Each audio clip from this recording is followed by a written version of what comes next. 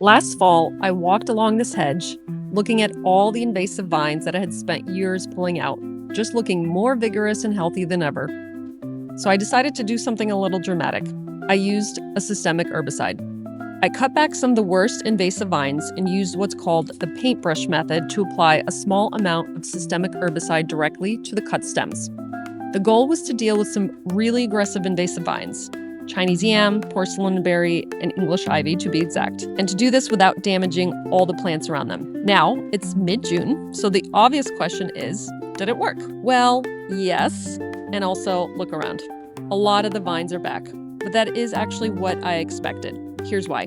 What I'm seeing this spring is not necessarily the same exact plant coming back from the same root system. In many cases, what I'm seeing are the next generation. Last year, these vines had already time to grow, flower, fruit, and in the case of Chinese yam, drop those little aerial bulbils that basically act like little tiny spreaders all over the soil. So when I treated the parent plants last fall, I was trying to kill the established vines that were already rooted and climbing through the hedge. But that treatment was never going to magically erase the seed bank or every bulbil that had already dropped.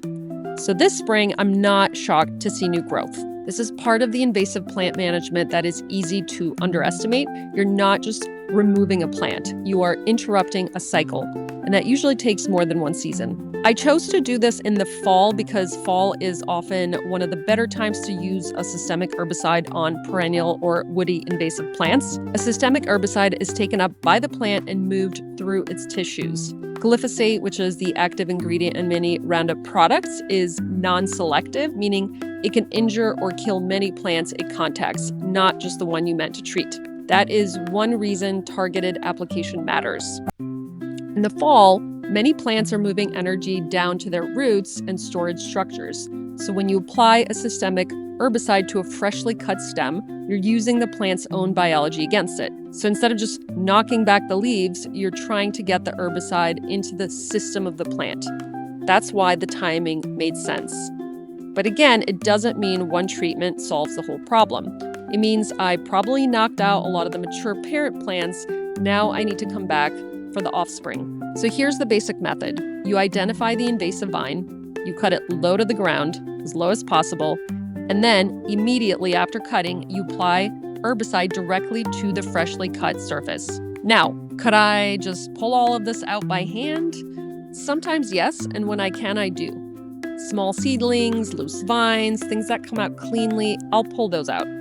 But with some of these aggressive vines, pulling can kind of be a losing game. They're all tangled deep into the hedge, they break off, they resprout. And with something like Chinese yam, you can disturb the area and still leave little bulbils or underground structures. So for me, this is not about using herbicide casually. It's about using the smallest practical amount in the most targeted way on the plants that are causing the most damage. This is very different from spraying a lawn because you don't like clover. This is not something I use broadly in the garden. This is a tool I reserve for aggressive invasive plants that are actively smothering shrubs, climbing onto trees, or taking over areas where hand removal has not been enough. So even though I'm seeing vines again this spring, I'm not discouraged. This is actually the schedule I expected last fall. Target the established parent plants this spring, come back and deal with the seedlings. By next year, I expect to see way less pressure. Not zero, but less. And that's the goal. So the short answer is yes, I think the paintbrush method worked, but it worked the way invasive plant control usually works, which is one step in a longer process. By next spring, I expect more dramatic change. Stay tuned for updates.